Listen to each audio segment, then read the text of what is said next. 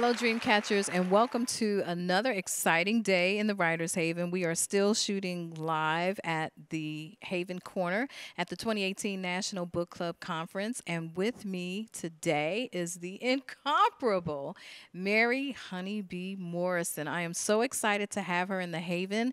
You met Jesse Bird, her son, earlier, the author of Sunny Days, a children's book, and he also does middle schoolers' books. But today, we are talking to Miss Morrison, and she's going to share with us her life in terms of her writing legacy, really.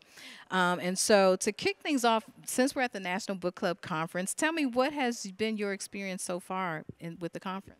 I love the conference. I think that Curtis Bunn has done a phenomenal job over the years. I believe it's 16 or 19 years that he has done this particular conference for African American writers, and I'm just happy to actually be a part of it. I won't say what I did over the top because I'm all into women and sexuality and stuff, so I did a little something extra for the girls.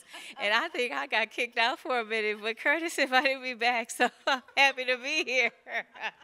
Well, we're happy to have you here, and thank you for being such a trailblazer in women's empowerment with the books that you've written. They've all been about that genre. Let's talk about that.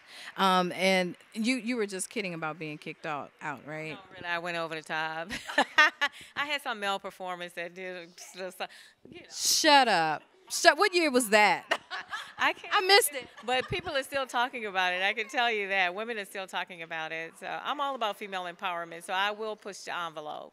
I don't mind.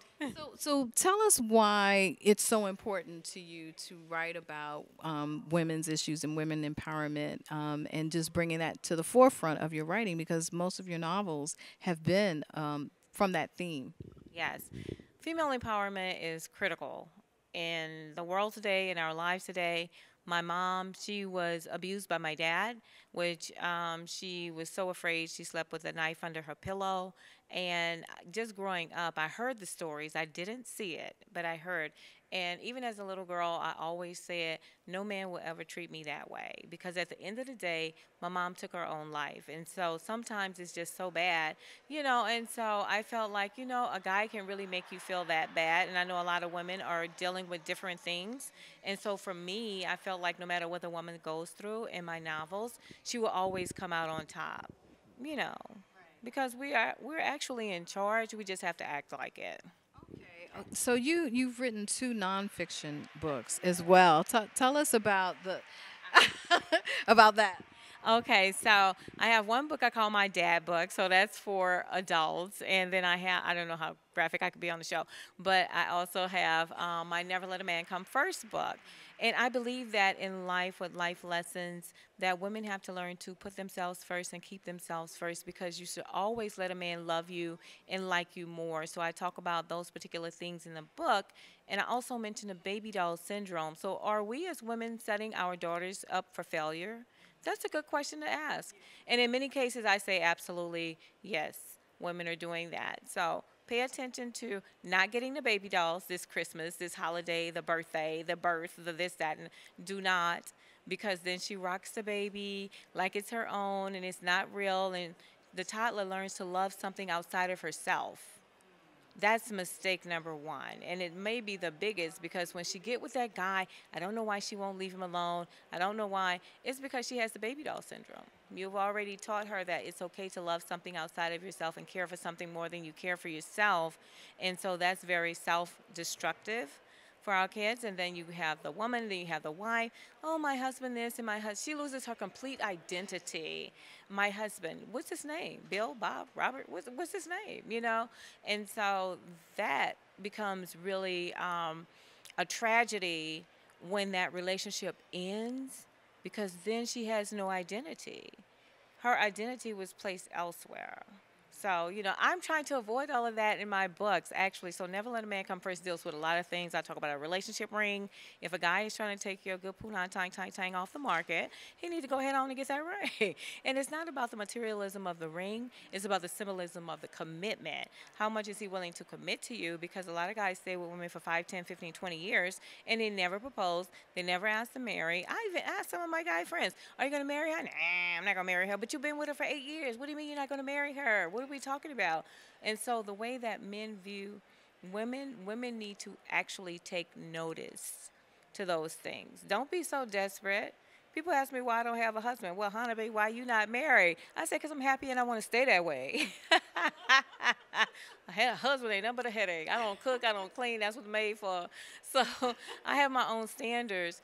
But even though I joke a lot about different things, it really is important for us to stand in our own truth. If I don't like to clean up, I'm not picking up your shoes. I'm not picking up your clothes. I'm not washing the dishes. That's for you to do.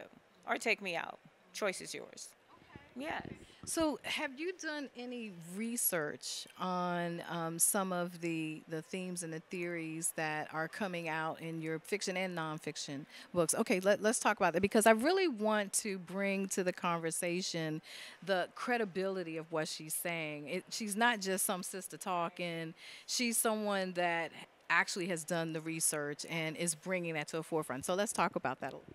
Statistical data is overwhelming, right? Because we have like 1 out of 3 women who've been sexually abused. We have sexual assault. We have molestation. By the time she turns 16, 16 isn't so sweet because the majority of our girls have been inappropriately touch. So I do Google a lot of things. I do a lot of research in terms of looking at what other people are saying, what's actually out there. And one of the newest things that's out there, maybe not so new, is that women are getting married at a later age now because guys are not willing to make the commitment. So the average age for a bride to walk down the aisle for the first time is 35. Now, do you think that that's based on locality or is that just an American average? That's in America and also in Europe. So according to the dailynews.com, if you want my source on that. So I look at different things that are out there with people who do the work. So the statistical data is actually out there, but these guys, it's not a bad thing though. I think people need to evolve and find themselves, and I think women need to do that more so because the guys are doing it. The guys are considering their options when it comes to dating. They're not getting stuck on one person saying this is all that there is. I'm a strong advocate for women traveling the globe. If you go somewhere else, and I say this often to people that I talk to, the only place that I'm not an American is when I'm in America. Because when you go other places, oh, you're American, it's like, oh, them Cuban men are hot. You got to get out the country. I was with my son when we went to Cuba, so I had to be on my best behavior. But I might have to go back. Okay. Without him. Yeah. Definitely. Girls trip. Yes, yeah, and that would make a very nice girls trip. I would love to go with you. I would love that. Research, Yes. We're going out for research purposes. Yeah. Okay, so you've done the research, Yes.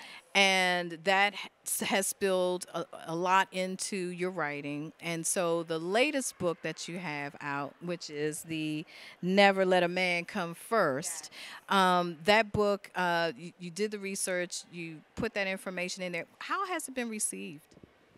It has been received extremely well.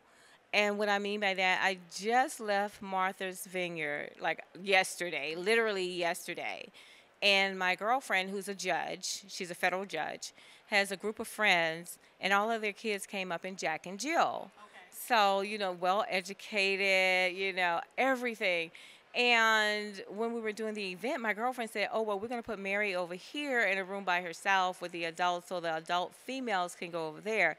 So while I had the entire audience captured, I said, I see a lot of young girls here, and trust me, the prettier you are, the more problems you're going to have. Some of you are in college, some of you That's a book right there. Yes. And it's true. And I'm looking at all these gorgeous girls. You're attractive. You're growing up. You have money. Your parents have money. You're going to college. You are going to have problems. So when I started speaking about the Never Let a Man Come First book to the mom was like, hold up, wait a minute. Can I go get my daughter? And so they brought in like 8 girls, and we probably had like 20 women. So it was close to like a group of 30 in the room. But from probably 80 maybe to 18 or 16, everybody had questions, and the girls were really engaged in the conversation. I can reach them because I can talk to them in such a way that I understand, like, don't let boys do this, and don't let, and I'm not preaching to them. It's actually a dialogue back and forth that we have with sharing information. These girls need to know. Freshmen on campus are probably more apt, like 75% more, having the chance that they will be raped during their freshman year. They're prey. The seniors on their way out, so they're looking at who's new. You know, everybody's looking at who's new, and you sending your baby girl off to college just to do this. Not armed with the information that she needs in order to bypass or avoid those types of situations. Or the mace if it's legal. I do advocate if it's legal. I'm like, if it's legal, get it. Because the thing is that sometimes you just need to get away from a situation. You're not trying to hurt someone. So, but they're exposed to so much. And the girls stayed behind after all the moms left. So then we had a private conversation. And then one girl stayed in particular. And she was like, well, I'm no longer a virgin. And my boyfriend is going to college. And I'm in high school. So the cycle has already started. It's already started with her. But the way she said, I'm no longer a virgin, made me think that she probably didn't tell her mom or her parents. Because sometimes they're afraid to say this. I don't judge. I just talk. So, you know, I'm going to have a conversation with her later. But these are the young ladies that I'm trying to reach with the Never Let a Man Come First book. I talk about STDs. I talk about, I think, like 8 STDs in the book, what the signs are, the symptoms are, how to know if you have it or suspect that you have it, because we're not having those conversations. What does herpes look like? You know, and sometimes the person has it and you don't even know. So if you get a breakout of this or this feeling, we need to have the conversations must be had. That's what I'm saying. So you're like every girl's big sister. Like that's what it sounds like. You know, the conversations that young women and also young boys, Yes. because you do have a following of men as well as women who are reading your books, who love your books. And also I want to mention that she is a New York Times bestselling author. You know, so we're speaking with someone who has definitely climbed to a level where there are a lot of folks that are reading her books that love her work. And so they look at you like as a big sister because you're going to be real and you're going to tell it like it is. You've always been that way. And so I think that your audiences really, really appreciate that. So let's talk about your process for writing. And also, I'm curious to know, is your process for fiction and nonfiction writing different? But just tell us what, generally speaking, what your process is. Okay, so when I first started, I just started writing Soulmates Dissipate. That's my first novel that I wrote. And sometimes I write an outline, sometimes I don't. I write the beginning of the book. I always know how it's going to end. But for the publisher requests or require a synopsis of the book before you ever start writing it. They want 3 things. So my son would say 3 acts. And so they want the beginning, the middle, the end. And that's how they're going to look at this particular synopsis. Okay, yes, we love the storyline, or we want something different. So for me, my process is when I get up, whenever I get up, a lot of times I go to my favorite cafe. I sit in the corner. I have my favorite seat. I don't like when someone's in it. And sometimes it's this white guy who brings his own cereal. He has his headset. And I'm like, he got my seat before me. Oh, my God. And they was like, it's okay, Mary. We'll move you when he leaves. Yes. It is. And I can sit there until they close at 2, and then I don't have to leave until 3, and then I'll leave there and go to happy hour. So I like working around people because I'm at home all the time. But if it's crunch time, I'll stay at home. I make my coffee, especially if it's cold outside. I sit at my desk. My whole desk and bookshelf setup is in the dining area because if I should happen to invite mail company over to my house, I don't want him to get the impression that I could possibly cook for him because there's nowhere for him to eat. So we must go out. So you have everything spread out in the dining area just to make sure that there's no confusion about the There is no possibility. dining table, dining room table. I'm not buying one. Yes, and I think that's how we should be too. It's like whatever your personality is, be okay to be yourself. You know? Yes, I'm not cooking. I have two pots. I think one is to boil eggs and make popcorn. And I think that's one of the things that your readers love about you because you're so authentic and real. And when people connect with you, they know that they're connecting with your true self. And you're living your best life. It may not be the way other people would have mapped it out for themselves, but you're showing that whatever journey you take, be okay with that, and be okay with yourself in doing that. And that's where the self-empowerment and the women's empowerment becomes so enriching when people read your work. So thank you for that. All right, so okay, so you just basically outlined your process. Now it sounds like, but I want you to tell me, is it's the same whether you're writing fiction or nonfiction? Actually, it is pretty much the same process, except for the outline for a nonfiction book is going to be different. The subject matters that you're going to talk about. And Tell us more about that. okay, so what I do is I decide in sections what do I want to convey. So in Never Let a Man Come First, you have to ask yourself, who am I? And get real with that. And I go into depth about that because a lot of women don't know really who they are. The next question that follows that is, what do you want? Because a man knows what he wants from you, but do you know what you want in a relationship, in life, and you start making decisions, but you're not clear, then you're going to be easily led or misled. So I'm writing in sections with the book. So it's about like 4 or 5 different sections for Never Let a Man Come First. Talk about the relationship ring and not taking yourself off the market. I talked about that already. But I also talk about divorcing the person because a lot of people go through divorcing and divorces, and divorce can be a bad breakup with a relationship or a marriage. So it feels that way. So how do you handle that? I talk about those particular elements. A lot of my research too just come from my friends. I listen to a lot of what they've gone through. I listen to the guys how they talk about the women. Oh, I've always had 2 women. I've never had less than 2, but the main is over here and she doesn't know about the side, but when she finds out, he still doesn't change his behavior. So a woman has to know up front what it is that she wants. Because I never treat a man better than he's going to treat me. So my thing is that if you're cheating, I'm cheating.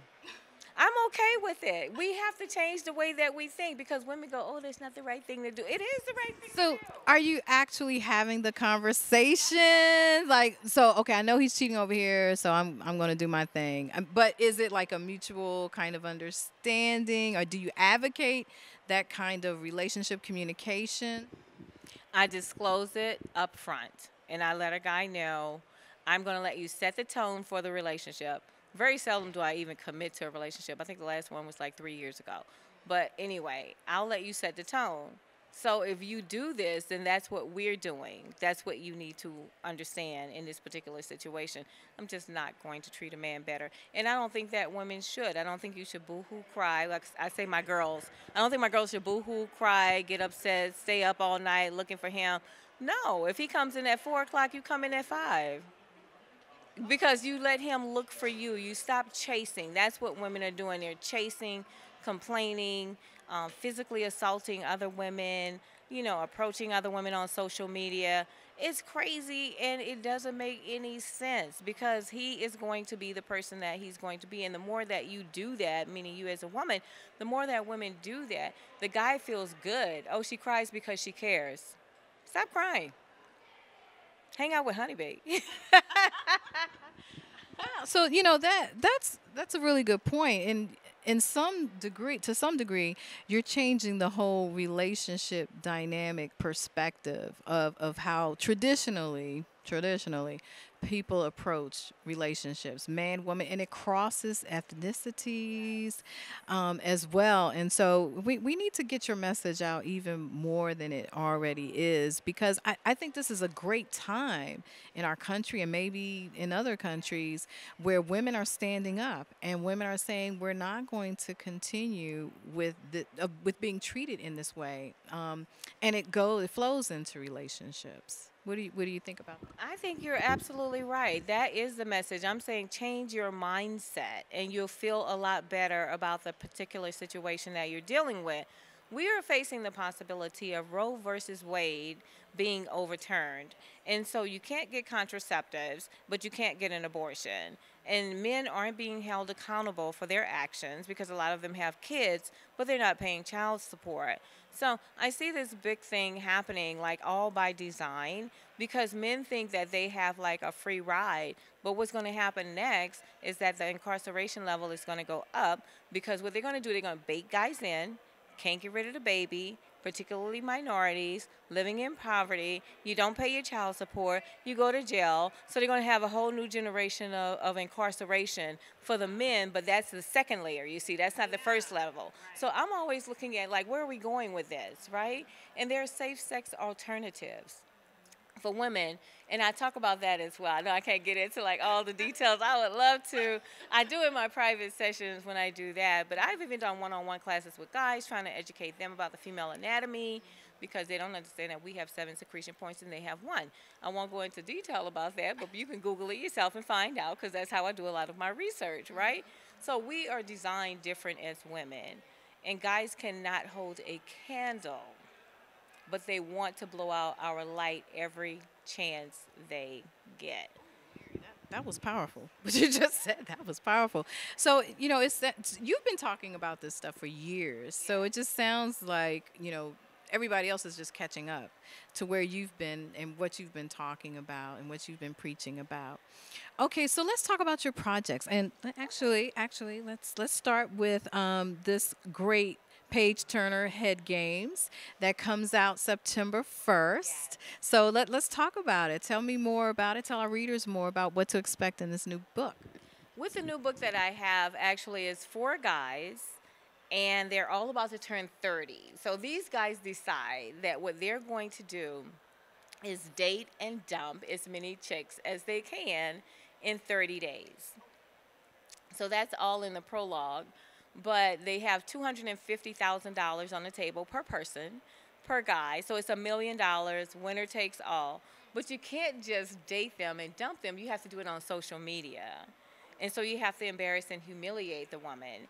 So one of the guys, his thing is like, I always go after married women because they're the easiest, because if they're not being satisfied in their marriage, then they're looking for something else or they're open to something else.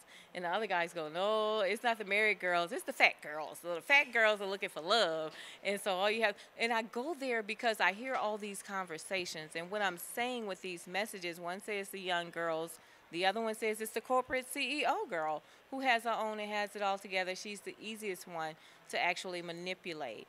And I show these different manipulations, hoping that women will get it.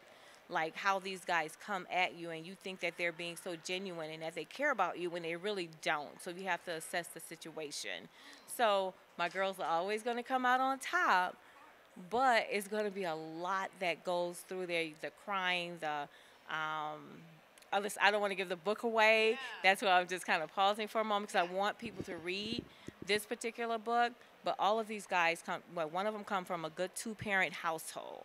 Everybody's married except him. He's been with the same girl for like a long time, but he refuses to marry her.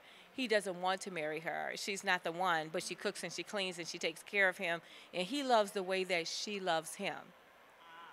A lot of men love the way that women love them, but it's not returned. So you have to watch these subtleties in the book. One guy has PTSD, and he's a great guy, but when he has a trigger, he's not a great guy. He kind of goes off, even on the women, and you just begin to see that the dynamics of each particular character, which I absolutely love about these guys. Oh, that definitely sounds like a page turner. Available where books are sold, just so everybody knows, September 1. Again, it is Head Games. So, and you have some other things in the works. I do. I have an upcoming show with World Star Hit Radio, and that starts August the 14th. And yes, it's around the corner. I'm like, oh my gosh, it's so close. It seemed like it was so far away. So we are in pre-production for that, but we are ready to start. And it will stream live on worldstarhitradio.com. But you can find all the information on my website at marymorrison.com. I'll have special guests. I'll be talking about my books. I'll be talking about macho madness, the crazy things that guys do. But I'm always going to open up with something that's female empowering. It could be a global issue. It could be something like women driving in India, talking about those types of things that we need to pay attention to. And we can affect change as women. So I'm always trying to empower women no matter what I'm doing. And at the end, you get to tell Honeybee all your problems. Like laying out on the couch. Now, then you also have a play? I did a play twice, Single Husbands. I would like to do, I haven't really talked about this because, but I'll tell you. I'll share. I want to do a play off of Head Games. It would make for a good play because you get to see and I like adult content. So even when I did my first production, Single Husbands, my son and I, Jesse, we wrote the script together. He just glazed over the intimate scenes to get to the other part. But our minds really work as one, which is kind of really interesting in terms of when we're writing together. But Head Games is just so layered. I don't like a lot of music in the productions that I do, so it's not going to be a musical. And people love Single Husbands. Even the guys love Single Husbands because you can't deny that you're like this, dude. You just can't. If you're being real with yourself, then yeah. Sexy. So I have hot guys. A lot of times productions have these hot and sexy women, but the guys not so much. So my thing for the production, I told the director, all the guys in the play have to have a 6 or an 8-pack. Like when they take off their shirt, they have to look good, and that's what I want. So I like the sexy part on both sides for men and for women. So we like eye candy too. Yes, and it's okay to look, and it's okay to touch sometimes. It ain't nothing wrong with any of that. None of that. So, do you have anything else coming down the pike? I mean, you're pretty busy.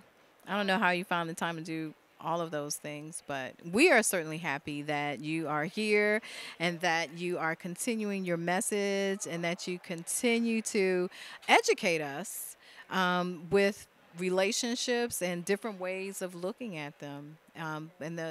It's all for the best for us in our relationships. So, Dreamcatchers, the name of the book is Head Games. It's out September 1st, and you can hit Mary up on her website at marymorrison.com. And you can also hit her up on social media at what platforms? It's at Honeybee Morrison Show. So that's HONEYB, my last name Morrison, Show on all socials, Facebook, Twitter, Instagram, LinkedIn, and Snapchat. Yes. So she covered them all. There's no way that you can miss anything that she's doing. So tune in for more. Watch her writer's journey. And Dreamcatchers, I know that you enjoyed the golden nuggets that Mary just dropped on us. And continue to tune into the show and see the other authors who are also being featured during our 2018 book club conference. And thank you very much for joining us. And until next time, catch fire on purpose.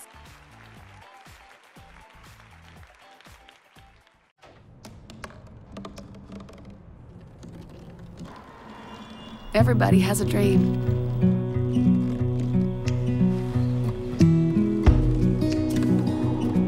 Mine was to see the ocean. And with a little help, I made it.